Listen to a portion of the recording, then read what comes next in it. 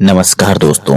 आज की ये कहानी बहुत ही खौफनाक और दिल दहला देने वाली है, क्योंकि आपने इंसानों के बीच में संबंध तो सुने होंगे, इंसानों के बीच में प्यार भी सुना होगा, लेकिन आज की ये कहानी एक ऐसे भालू की कहानी है जो एक लड़की के जिस्म जहां को पसंद कर लेता है और फिर उसके बाद से जो होता है उसे सुनकर आपके रूह कांप उठेंगे।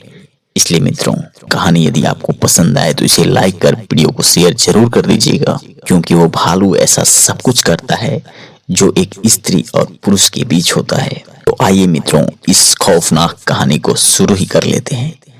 एक गांव में सब कुछ बहुत ही पुराने ढर्रे से चल रहा था। ये कहानी 1950 के दशक की है। एक ऐसा गांव जो बहुत ज्यादा तरक्की नहीं किया था। आज भी उस गांव में मदारी के खेल, सर्कस के तमाशे जरूर दिखाए जाते थे और लोग बस उसी को अपना मनोरंजन का साधन बना लिए थे। लोग उसी में खुश होते, बच्चे आपस में बैठकर तालियां बजाते और बड़े बुजुर्ग सबका मनोरंजन हो जाता था। जब भी कोई सर्कस अथवा मदारी का खेल दिखाने आ जाता, कभी कोई बंदर का खेल दिखाता, कभी कोई भालू का खेल दिखाता, और ऐसे ही एक मदारी था जो अपने साथ भालू और बकरी तीनों का खेल दिखाता था। खेल की शुरुआत मदारी उस बंदर के साथ करता था जो एक रिंग में उछल कूद करता, और कुछ समय बाद वह अपने मालिक के पैरों पर पड़ जाता और ढेर सारे तालियां गड़गड़ाहट होती और सारे लोग उसे इनाम देते। फिर वह मदारी बकरी को दो पैर पे खड़ा कर देता था और उस बकरी को देखने के लिए लोगों की भीड़ इकट्ठा हो जाती थी। और अंत में वह मदारी फिर अपने भालू का खेल दिखाना शुरू करता। इस तरह वह गांव-गांव जा जाकर इस खेल को दिखाता रहता और उससे बहुत सारे रुपए पैसे कमाता था। एक बार की बात है, वह मदारी का खेल दिखाते हुए उसी गांव में पहुंच गया जहां आज भी बहुत सारे लोग पुराने ढर्रे पर जिंदगी जी रहे थे। लोगों के साथ बैठकर चौपाल पे बातें करते और एक दूसरे के खेतों में जाकर एक दूसरे के हिस्से का काम कर देते थे। ठीक उसी गांव में यह भालू का खेल दिखाने वह मदारी पहुंच गया।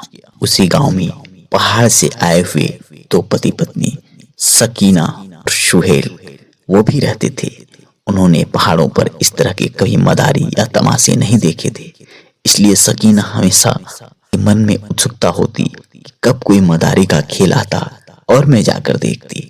संजोग से उस गांव में वह मदारी का खेल आ गया, जिसमें भालू, बकरी और बंदर के खेल शामिल थे।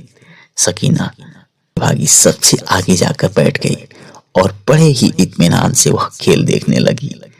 बंदर अपना तमाशा शुरू किया और बंदर की तमाशे पर तालियों की गड़गड़ाहट होने लगी। वह मदारी बड़े जोर जोर से हवा भर के बांसुरी बजाता तो कभी डमरू बजाता, और बंदर नाचता रहता, उछलता रहता, कूदता रहता, और लोग उसकी एक एक करतब पे ढेर सारे इनाम देते। उसके बाद बकरी का खेल शुरू हुआ और बकरी अपने दोनों पैर पर खड़ी होकर ऐसे करतब दिखा रही थी जैसे कि मानो उसे कितने दिनों से ट्रेंड किया गया हो। और सबसे अंत में वह करतब पिला गया जिसका सकीना को बेसब्री से इंतजार था, और वह खेल था उस ऐसे भालू का जो बहुत ही काला और जिसकी भुजाएं इतनी मोटी मोटी थी, आंखें इतने बड़े कि जिसे देखो एक बार डर सा भी लगता था। लेकिन वह ऐसा कुछ करतब दिखाता जिसकी वजह से लोग तालियां बजाना शुरू कर देते थे। वह भालू एक के बाद दूसरा, दूसरे के बाद तीसरा करतब दिखाना शुरू किया। सकीना आगे बैठी यह सारे करतब देख रही थी और जोर जोर से तालियां पीट रही थी।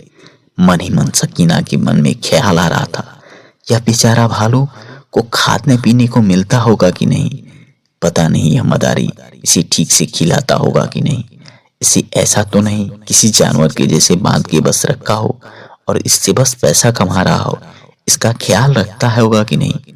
ये सब ख्याल सकीना को बार बार परेशान कर रहे थे। अब पता नहीं क्यों ये सारे ख्याल सकीना के मन में आ रहे थे, और क्या पता ये ख्याल उसी के लिए इतने घातक सिद्ध होंगे, उसने सपने में भी नहीं सोचा था। सकीना एक टक लगाए उस भालू को देख रही थी जो भालू लोगों के पास जा रहा था और लोगों से एक एक आटा, चावल और ढेर सारे पैसे इकट्ठा करा रहा था। मदारी ने अपना खेल खत्म किया और वह बांध कर जानवरों को ले जाने लगा। सकीना का मन हो रहा था कि वह कुछ दूर जाकर मदारी से पूछे, क्या इन जानवरों को जिन्हें तुम कसर दिखाते हो उन्हें खाना पीना सही से देते हो कि नहीं? लेकिन तभी उसे सुहेल का ध्यान आया और वे दोनों वापस अपने घर चले गए। ऐसे करके हफ्ते दिन बीत गए। सकीना के मन में यही ख्याल था कि कब वह मदारी वाला आता और कब मैं उस भालू का खेल देखती। एक दिन संजोग से एक हफ्ते बीतने के बाद से फिर से वही मदारी वाला और उसी गांव में पहुंच गया। सकीना बड़ी खुश हुई और वह भागी भागी फिर से मदारी वाले के पास चली आई और सबसे आगे बैठकर उस मदारी को देखने लगी। मदारी ने अपना खेल दिखाना शुरू किया और जब भालू की बारी आई तो सकीना जोर जोर से ताली बजाने लगी।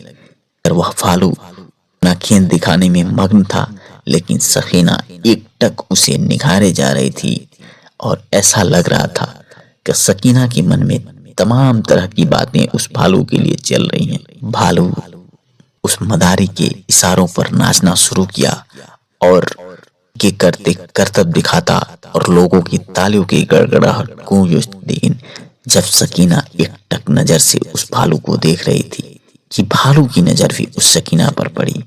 अब पता नहीं एक संजोग ही था जब भालू सकीना को घूर घूर के देखा जा रहा था, लेकिन सकीना को तथा बाकी लोगों को इसका एहसास ही नहीं था कि भालू उस सकीना को किस नजर से घूर रहा है। यहाँ तक कि मदारी को भी थोड़ा सा भी इस बात का एहसास नहीं हो रहा था और वह सकीना को घूरे जा रहा था। कई बार तो ऐसा हुआ कि वह मदारी की बातें अनसुनी कर गया और वह सकीना के पास जाकर बैठने लगा।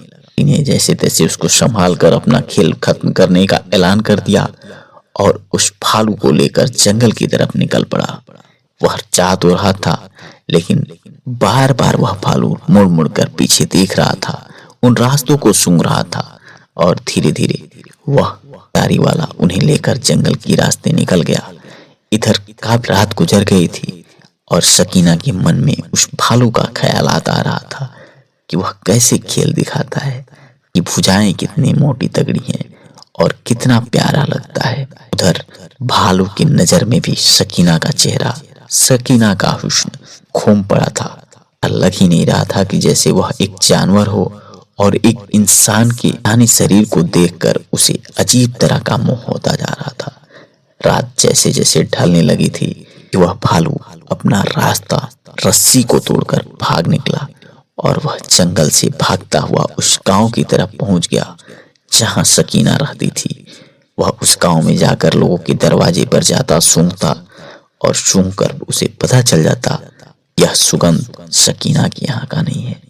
और सूंघते सूंघते वह उस दरवाजे पर पहुंच गया जिसके अंदर सकीना जिस घर में रहती थी। वह उस घर पे जाकर जोर जोर से दरवाजे पर मारने लगा। अंदर सकीना और उसका शौहर सुहेल हो रहे थे। अचानक दरवाजे पर जोर जोर से आवाज उनकी नींदें उड़ा दी और छिपे हारे जैसे तैसे आकर देखे कि बाहर वही भालू जो दिन में कसरत दिखा रहा था वही खड़ा है। दोनों डर के मारे हक्का बक्का हो गए और अंदर से दरवाजा को और तेजी से बंद कर दिया। लेकिन भालू के अंदर तो भूत सवार था। वह ऐसे नशे में धूत था जिसका कि किसी को अंदाजा नहीं था। उसने जोर से दरवाजा को मारा और दरवाजा टूट गया। फिर वह अंदर जाकर सकीना को पकड़ लिया और लेकर जंगल की तरफ निकल गया। ऐसे झपट्टा मारकर सकीना को लेकर जा रहा था जैसे कि कोई चोर कोई बड़ा चोरी करके और जंगल की तरफ भागता है। सेम वैसे ही वह भालू उस सकीना को लेकर जंगल की तरफ निकल गया। इधर गांव में जोर जोर से हल्ला होने लगे। चारों ओर शोर होने लगा कि वह भालू आया था और सकीना को लेकर चला गया, सकीना को लेकर चला गया। सकीना का शौहर भी बहुत परेशान हुआ। एक बार तो वह रोकने की कोशिश किया, उसके पीछे दौड़ा, लेकिन जैसे ही वह भालू ने दहाड़ लगाई वह फिर से भागकर अपनी जान बचाने में लग गया और जाकर गांव में जोर जोर से हल्ला करने लगा कि चलो बचाओ, चलो बचाओ। ऐसे करके लोगों को इकट्ठा करके वह जंगल की तरफ जाने लगा। भालू सकीना को लेकर ऐसे सुनसान जगह पर ले गया जहां पर किसी की आहट तक नहीं आ रही थी और ले जाकर उसे जमीन पर लेटा दिया। उसके साथ ऐसे पेश आने लगा जैसे किसी इंसानों के जैसे। इधर जंगल की तरफ ढेर सारे लोग आने लगे। लोग टार्च फायर जला रहे थे, अपनी अपनी लाइट जलाकर ढूंढने की कोशिश कर रहे थे कि आखिर वह भालू किधर चला गया। लोगों को डर था कि कहीं वह ले जाकर उसे मार तो नहीं देगा। ढूंढते ढूंढते काफी थकते जा रहे थे, लेकिन वह भालू मिलने का नाम नहीं ले रहा था। वह तो ऐसे किनारे की तरफ चला गया था जिधर की लोग कल्पना तक नहीं कर सकते थे। लेकिन काफी समय तक ढूंढने के बाद से कुछ लोगों को वह हाथ लग गया। सकीना के साथ ऐसे अमल करने वाला था जिसकी कल्पना कर पाना बड़ी मुश्किल था कि जोर जोर से आहट और तोड़ने की आवाज की वजह से वह सहम गया था और लोगों ने जो उनको घेरा हुआ था वह उस पर वार किए और वह भालू वहीं जमीन पर गिर पड़ा। इसे तैसे करके सकीना की जान में जान आई। वह भागे भागे अपनी पति के पैरों पर गिर गई और चिल्लाने रही, गिड़गिड़ाने लगी कि मुझे बचा लो या मुझे मार देगा। सकीना के पति ने उसे गले से लगा लिया और उसे भी इस बात का एहसास होने लगा इस तरह के जानवर कितने खतरनाक होते हैं। लोगों ने उस मदारी वाले को बुलाया और सारे लोग ने उससे शिकायत किया कि आज तुम्हारी वजह से एक जान जोखिम में था, वह जान चला भी जाता। तरी वाला सबका पैर पकड़ने लगा, सबसे हाथ जोड़ने लगा, विनती करने लगा कि अरे माई बाप, मैं ये गांव छोड़कर चला जाऊंगा और इस भालू को भी ले जाकर जंगल में छोड़ दूंगा। मैं इसे अपने पास बिल्कुल ही नहीं रखूंगा। इस तरह से मित्रों ये कहानी यहीं समाप्त हो जाती है, लेकिन यह सीख जरूर देती है कि हमें ऐसे जानवरों से बिल्कुल ही सतर्क रहना चाहिए जो हमारे इशारों पर नाचते तो हैं, लेकिन अब वह किस रूप में मुड़ जाएंगे, किसके ऊपर अटैक कर देंगे, किसको कितना नुकसान पहुंचाएंगे, इसकी कल्पना कर पाना बहुत ही मुश्किल होता है। इसलिए मित्रों ऐसे जानवरों से सावधान रहें तथा अपने परिवार की सुरक्षा स्वयं करें। आज की ये कहानी आपको कैसी लगी हमें कमेंट बॉक्स में जरूर बताएं। चैनल पे नए हैं तो चैनल को सब्सक्राइब कर लें तथा इस वीडियो को अपने मित्रों यारों के साथ जरूर साझा कर दें। फिर मिलते हैं एक नई कहानी के साथ। तब तक आप सभी पर प्रभु की कृपा बनी रहे। आप सभी को बहुत बहुत धन्यवाद।